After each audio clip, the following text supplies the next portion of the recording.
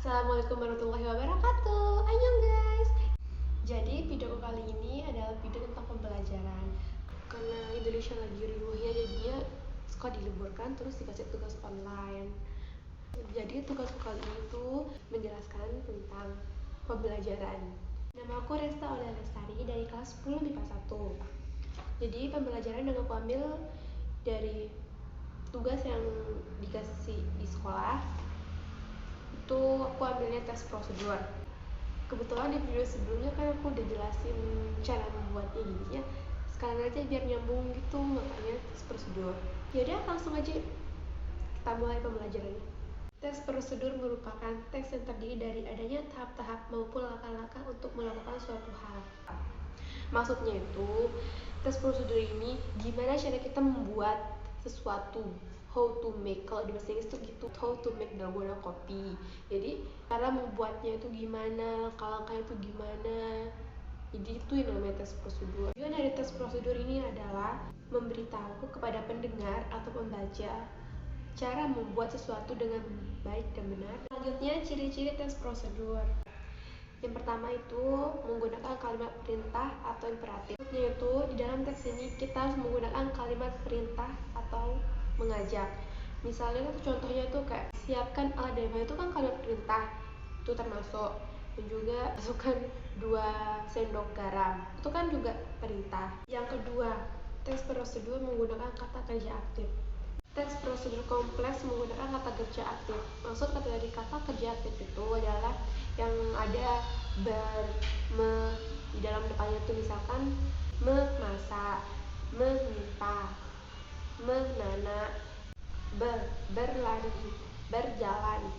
Jadi di teks prosedur ini kita menggunakan kata kerja aktif.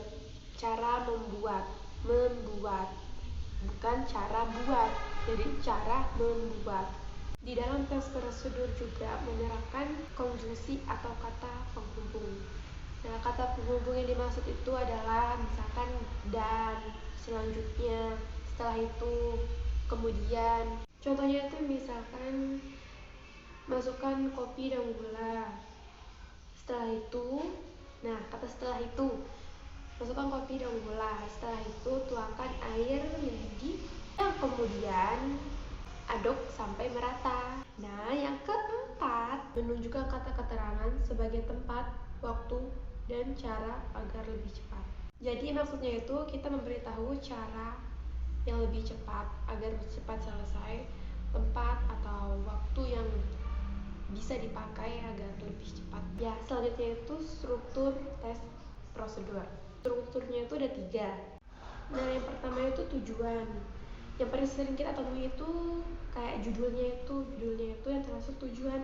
Dan ada juga yang lain itu kenapa, apa alasan tes prosedur itu dibuat. Tapi yang saya tunjukkan itu adalah judul. Misalkan judulnya itu paling atas itu kan yang banyak udah, yang misalkan di buku-buku resep itu kan cara membuat nasi kangkung, cara membuat dalgona kopi, kalau gitu kan. Yang kedua itu material. Setelah judul, terus pengertian-pengertian tentang yang akan dibuat itu, setelah itu kita taruh materialnya. Material itu kayak alat dan bahan. Alat dan bahannya itu kita sebutkan. Tapi umumnya itu material ini nggak ditulis di semua tempat. Material ini cuma ditulis pas buat makanan atau minuman. Yang terakhir itu langkah-langkah. Langkah-langkah ini sangat penting. Langkah ini adalah proses atau cara membuatnya. Contohnya itu kayak kita menjelaskan dari 0 sampai akhir. Dari awal pembuatan itu kita jelaskan. Dari memasaknya, dari memotong-motongnya, atau sampai disajikan. Kalau mau yang lebih jelas lagi ada di video sebelumnya. Nah, video sebelumnya itu aku membuat pelecing kangkung.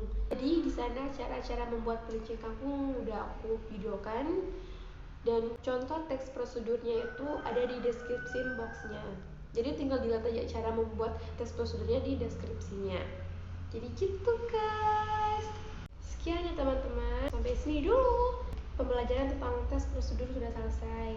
Dan mohon dimaafkan apabila ada kesalahan karena aku juga lagi proses pembelajaran. Assalamualaikum warahmatullahi wabarakatuh.